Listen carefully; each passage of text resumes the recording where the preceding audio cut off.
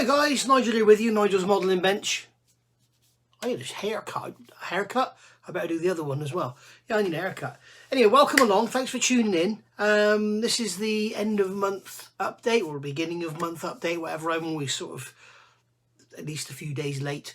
Doing this one a little bit sort of shitty times at the moment, isn't it? Feel sorry for our friends and colleagues and whatever over in Ukraine. It's a terrible situation going on, and but that's as much as I want to say about it. I left some warm comments on a video on YouTube the other day and got really slated. So obviously there's some out there that want to slate, and I will say, if you're going to leave any bad comments about anything to do with that on this video, they won't appear, so don't waste your time. So anyway, first of all, start off, big thank you to all those who have subscribed. Lots and lots of subscribers in the last month. Thank you very much. Thank you for all the wonderful comments. It's very gratefully received, and a lot of you have been very polite with your words, I must say. I've got a list in front of me here because I've got a lot to talk about. So yeah, at the end of this video, I'll bring up a list of all those that contribute to the channel through Patreon and PayPal. Thank you very much. It is very much appreciated. And in these tough times with fuel prices and energy prices and everything, and you know, it's just fantastic that you all just contribute, and it's really appreciated. It does all sort of go back into the hobby. I mean, I've just ordered some paints from Premium Hobbies, and even with a little bit of discount I get, you know, it's still like 40 or 50 quid just for some paints. It's ridiculous. Talking about paints, my LP range is growing. I've got 1, 2, 3.5 shelves up there now. So yeah, going through them like wildfire. And this STUG build I'm doing is just eating German grey. I wish I hadn't bloody bothered with the grey now, but it's going to eat yellow as well on top of that. So so there we are. So what have we done this month? I think the biggest change I've made this month to the channel is starting doing premiere videos, and you guys seem to love them. It seems that you know, really tune in, and there's like generally over 100, nearly, you know, 100. I've seen 135 at one point, people viewing live. You know, it's not live, the video is recorded, but the chat down the side is live. So I'm there answering questions, you know, responding to comments, bit of a joke, bit of joviality and all that. So yeah, that's that side of it is live, but the actual video is pre-recorded, edited and everything, and then it goes out, and then as soon as the premiere is finished, it goes up as a normal video. So it's just a normal another video that you can watch, and all the comments down the side disappear. So you can comment down the bottom, and the comments will be up on the video as normal. So yeah, great to it's great to do that, and you guys seem to have enjoyed it and taken it on as well. So that's really good. So what did we do? The first model we did with the premieres was the STUG that was kindly sent to me by Border Model. And you've got to be so careful with this model where you pick it up, because there's bits and pieces sticking out everywhere. You've got these little bob weights under the wings you can see down here. I don't know if you can see them, but tiny little bob weights sticking down, and there's the little actuators, and then you've got the guns, and there's the pitot tube there, and you've got the antenna up here, and you've got the guns on the back. It's like there's a step down here. It's just ridiculous. So yeah, we got the STUG on. I'll put some photographs up now so you don't have to look at my horrible face. But yeah, really lovely model. Really enjoyed it, and anybody that's into aircraft, thoroughly recommend it. It is a beautiful kit. It goes together like a dream, and I know I've said it a few times now. I think it's the best model I've ever built. I'm not saying it's the best model I've ever built as far as accuracy goes and that, because I don't know. It could be that it's all wrong. I don't know. I don't care. To me, it looks like a STUG. You know, I get funny about my B-52s and stuff with the noses, and they don't look like B-52s. But that, to me, looks like a STUG, and it's gorgeous. It's just a gorgeous build. As a plastic model, it's the best kit I've ever built. Love it to bits. Really nice. Really looking forward to the Lancaster if it ever arrives. So yeah, that's what we've done during February. We've also made a start on the STUG. Now I've just finished, literally half an hour ago, I've just finished filming part 8. So this is where we are with the STUG now. You can see the hulls all painted, rear decks on, main armour, main hulls on, all the front armours on, everything's done. I can tell you now that gluing this top on, gluing this upper, you know, from here upwards, gluing that onto the hull is a bit of a nightmare. If there is a design flaw with the kit, I think that's the area where it is. It's not bad, it's not insurmountable, it's not like a short run trying to get it back together. The only thing I would suggest, and I have brought this up in part 8, if you have got this model and you haven't started it yet, parts, I think it's parts 1, 2 and 3 have you building up the hull and putting your torsion bars in and everything, and then I think it's part 4 or 5 and 6 or whatever, you put these radius arms on, these arms here. And all the bits and pieces around here, all these bits and pieces around here. Sorry, I was off the camera then. I would leave all of that off and just have the bare plastic outer hull. Okay, do your interior, the bulkhead and everything, the floors and the transmission tunnel and everything, and then get the top glued on, and then do all this after. And the reason I say that, it needs quite a lot of clamping to get it all to stay together, and I would dearly have loved to put rubber bands around it to hold it all together, both the front, the back, the middle of the lot. It needs holding together, and obviously getting clamps in here is quite difficult, you know, because all this suspension is in the way. Getting rubber bands around is out of the question, just asking for things to snap off. So you've got separate torsion bars and separate radius arms. Seriously, I would, a greasy finger here, I would seriously leave the torsion bar, the radius arms off, get the top of the hull on, get that all fitted up nicely. You don't need to fit the rear deck. I keep going off camera, sorry guys. You don't need to fit the rear deck, this part here, but you definitely do want to get this center section here, this part here, glued on before you get those radius arms on. That is my tip for the day. So there we go. The other thing we've been working on is the Lancia Delta from Lancia Delta Integrale from Italeri. This is the kit here. It's 1/12 scale. It's a big old beast. You can see it against the size of my hand there. It's a big old model. In my opinion, it needs a lot of work. It's got very, very weak little plastic spindly suspension points. And if you've watched the videos, you'll see I'm doing a series of mods, and it's just sort of metallizing it and putting metal pins in and making metal parts on the lathe and stuff to make it a bit more substantial, because quite honestly the shock absorbers are a joke. The wheels, how they fit on the hubs, are all floppy. The steering rack is pathetic, and all the suspension pivot points and everything are pathetic.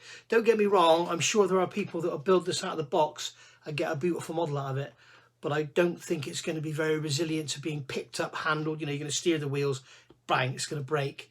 And already I have had someone comment that they put it all together when they tried to move the steering rack broke. I mean, it's literally like 1.5 mil plastic. It's just ridiculous.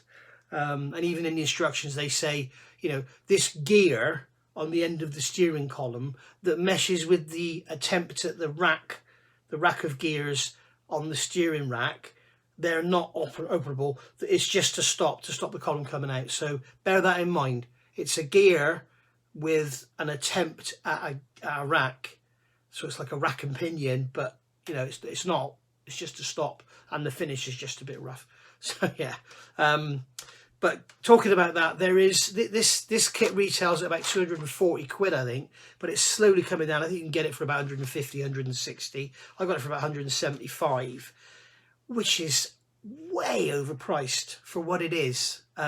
It's a £100 model, if that. It's worse than some 24 scale car kits I've seen, and the detail on it is so lacking for a 12 scale kit.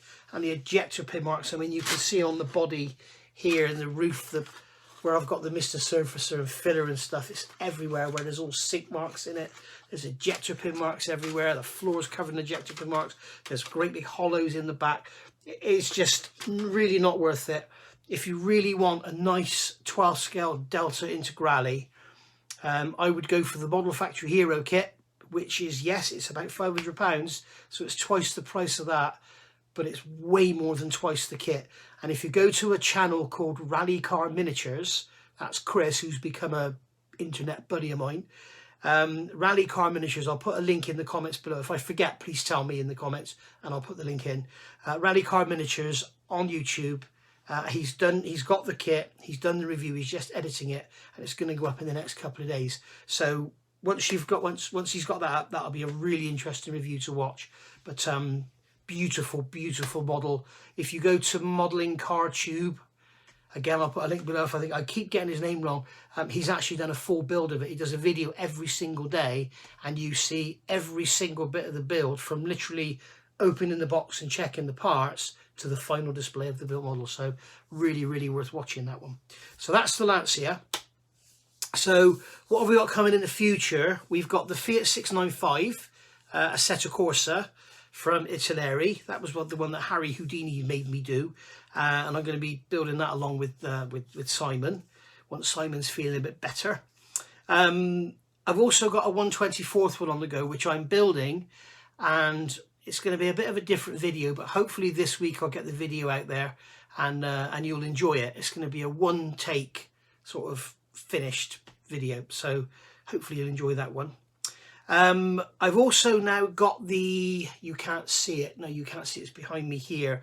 I've now got the Tallboy Bombay doors for the 1/32 scale HK Lancaster, and I've got the Tallboy racks to mount it actually into the Bombay, so I could actually build that HK Lancaster as a Tallboy Lanc if I wanted to.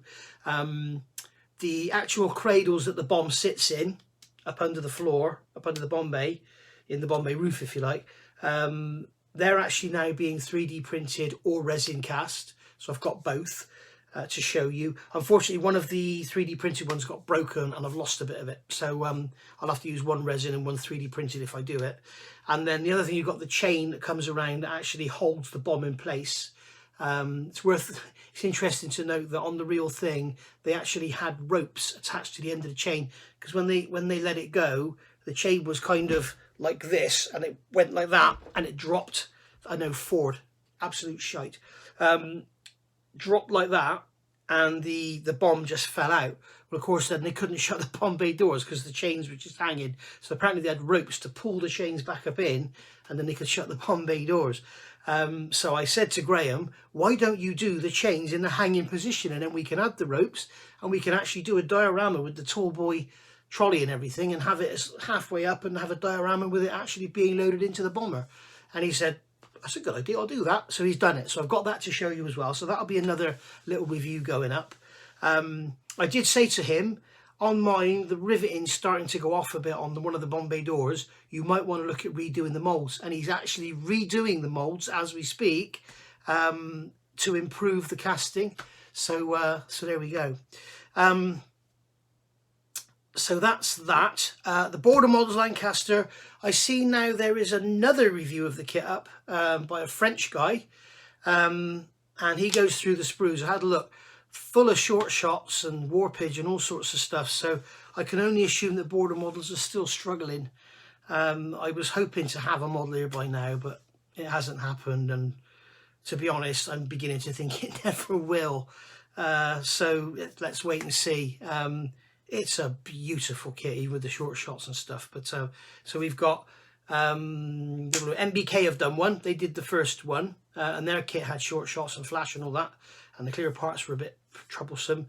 Then Andy's turned up. Andy's Harley headquarters, and his again had some issues as well, I believe. I haven't watched it, but I'm led to believe his had issues. And then I did quickly glance through the French one, and I noticed that there was lots and lots of short shots in there.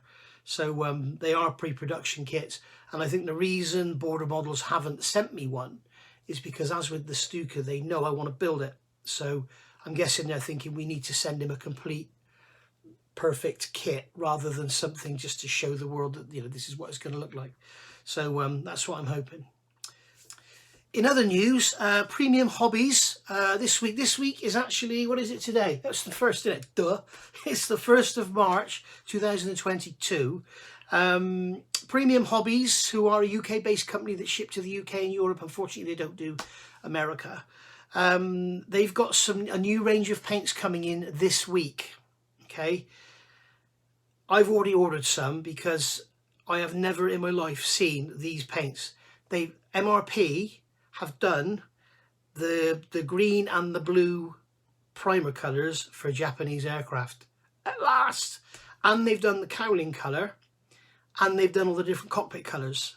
So they've got the Mitsubishi green drab, is it, or grey drab, I can't remember what it's called now, but there's the Mitsubishi cockpit colour, you've got the cowling colour and everything, which is that weird sort of greeny, grey, bluey, blacky sort of colour.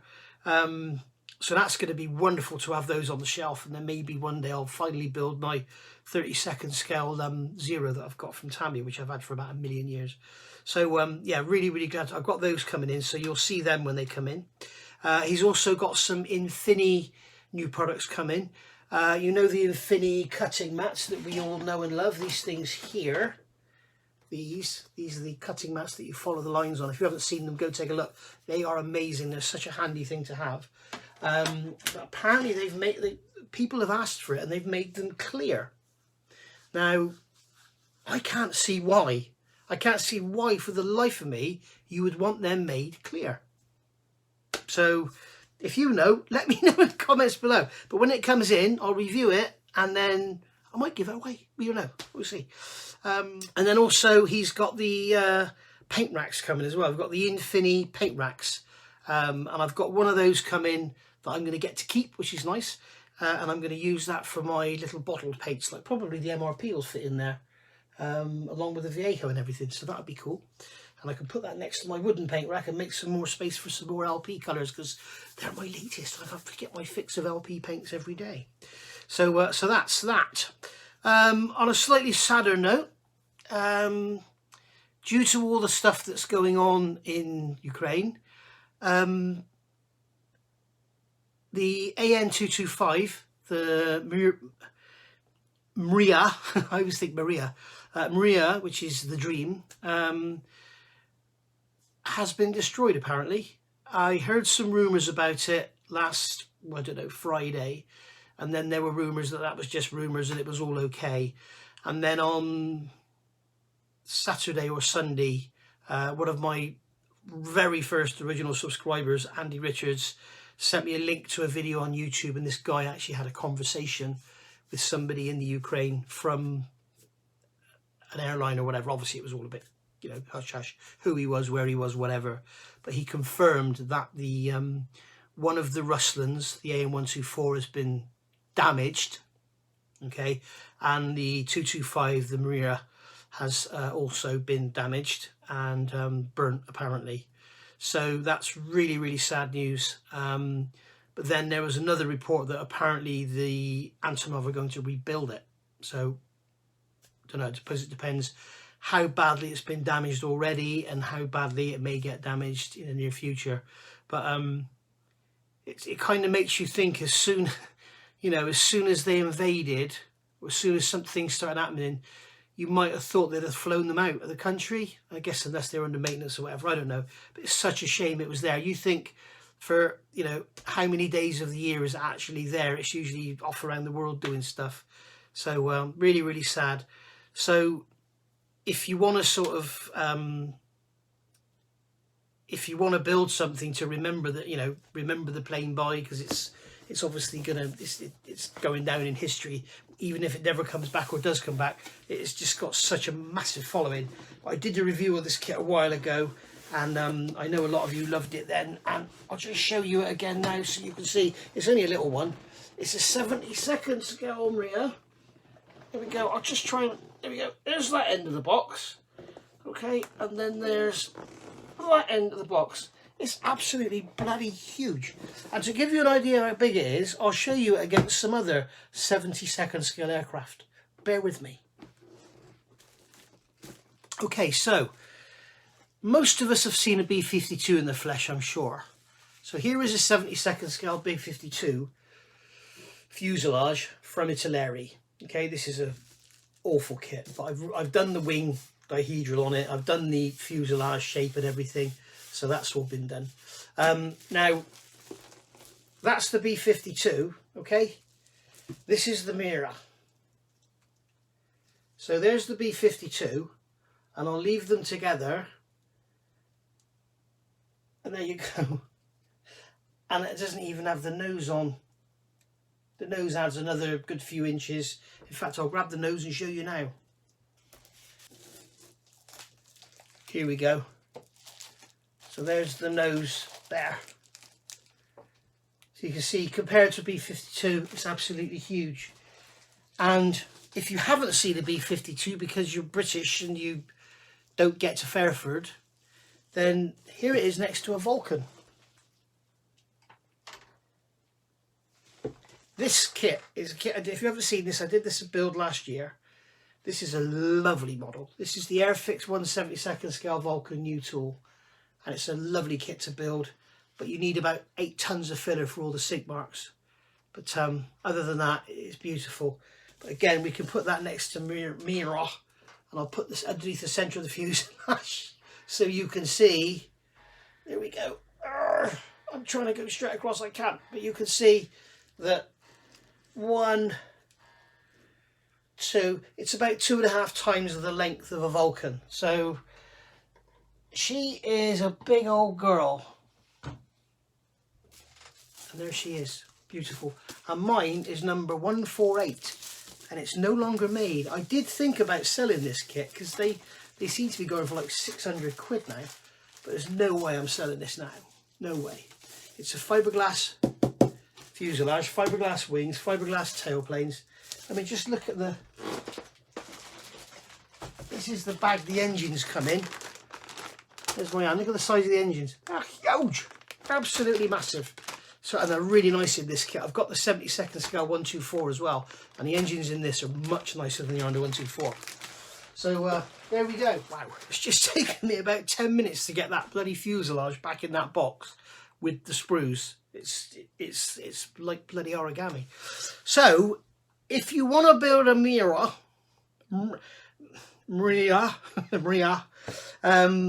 and you don't want to spend £600 or £500 or whatever they are, and you don't want to have to build a spare room on your house, you could always go for this one, and this one could just mean you have to build a little extension to your room or whatever. But this is the Revell kit. This is the 144 scale, so it's half the size of that one. And this kit comes in 2 guises. You get this one, which has got the beautiful blue and yellow Ukrainian colours on it, from Antonov. But you could also get it in the original colours, because this aircraft was built to carry the Buran, the Russian space shuttle. So there's actually a picture on the side of that box. So it comes in 2 guises. This kit is originally made by Zvezda, and it was originally released by Zvezda in the plain white with the red stripe, in the mode that it was carrying the Buran. And then Revell released it in this scheme, which was its current scheme. Such a and then they re-released the Zvezda style instructions decals. So you've basically got the choice. And to give you an idea of how big this one is, we get it out of the box.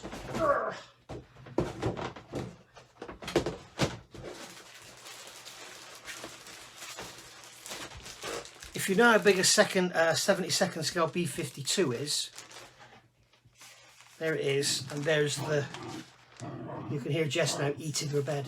There's the Mriya next to it. So it's not the same length as a B52. It's a smaller wingspan as well, I think. So it's not the size of a 72nd scale B52, but it's a big old model. And the only one I've ever seen built was actually on the Revell stand at Telford when it was first released. I think that was back in 18. But it's a beautiful model, very, very fine surface detail. And there's a couple of builds on YouTube, and it does build into a beautiful, beautiful kit. And you can also get some really nice prices on it as well. You don't have to pay a fortune. There's also some lovely aftermarket for it. You've got this company here, Metallic Details, who does this little set here, which is, I'll review it if you want. This is the MD 14430, and this is the AN225 Mriya exterior for Revell kit. And it's basically all little pitot tubes and antenna and all sorts of little bits and pieces you can see on there. And you get some resin ones as well. And then you also get this one here, which is the engines, which is beautiful. Now you can see in the back here, I've turned up some aluminium rings so you can press the shapes, but you actually get, you can see down in there, you actually get the engine blades rather than having moulded plastic ones. So it looks a lot more realistic when you look down into the engines. And you can see on the back of there, this is MD14429, and you can see on the back of there the instructions, if I can get rid of those rings. There we go. You can see the instructions. But you can't because it's all falling down. But anyway, you get some little resin tail cones and nose cones and everything. So that's all nice. They also do a set of undercarriage for it, which I don't want. I think the kit parts are absolutely fine. And then there's also this photo etch set, which I bought off eBay, and it actually came from that country that starts with an R. You can see the manufacturer there. Okay, and it took ages to come, but it's basically a set of photo etch, and it's a lot of new interior parts. You've got an instrument pan and everything in there, and you've got all the replacement parts for the plastic crane. The plastic crane parts in the kit are a bit sort of, obviously 44 scale girders are going to be a bit boxy, aren't they? But in here you get all the framework for the inside, the fuselage, and you can see there what you're getting. If you want to freeze frame it, you can see on there. So well worth having it, and it's fairly cheap as well. Again, if you want to see a review of that, I'll do a quick review of it. So that is that, guys. The only other thing to note with this situation we've got, I'm not going to plant any seeds or say this is happening or that's happening or whatever, but it's worth noting that unfortunately Rodin, ICM, and I think models of it are in Ukraine. So that dust flies down there. Where does it come from? Yeah, so basically Rodin, ICM, and I think models of it are in the Ukraine. So yeah. And just finally, if Darren's watching, Darren Hedges, I've got your photographs from your daughter. I've replied and asked her a question, and when she replies to that question, then I will do a little video about your builds. And for those that don't know, Darren is one of my original subscribers from, you know, the first sort of 50, and always been communicative, always sent me information and stuff, tells me I should buy this and I should buy that. Sometimes I listen, sometimes I don't, as he well knows. But yeah, Darren's sent me some pictures of some builds he's doing, some work in progress, and I want to share it with you because it's lovely. Again, if any of you want to do that sort of thing, sort of keep it, like say at the moment, we'll keep it STUG related. So if you're building a STUG, then let me know. Or if you're doing a 225 in either of those scales, then send me the pictures, let me know, I'll post them up on here. And if you don't want to share your name, I'll just share your first name. But just let me know, email me, nigelsmodelingbench@gmail.com. Nigels Modelling Bench is all one word, and there's 2 L's in modelling because we spell it the English way. Apparently the American way is 1 L, the English way is 2 L's, and it gets all confusing. So there we go. So yeah, sad times for everyone. Let's just hope it all passes by as quickly as it possibly can and as painlessly as it can. So thanks for watching. I'll see you all soon.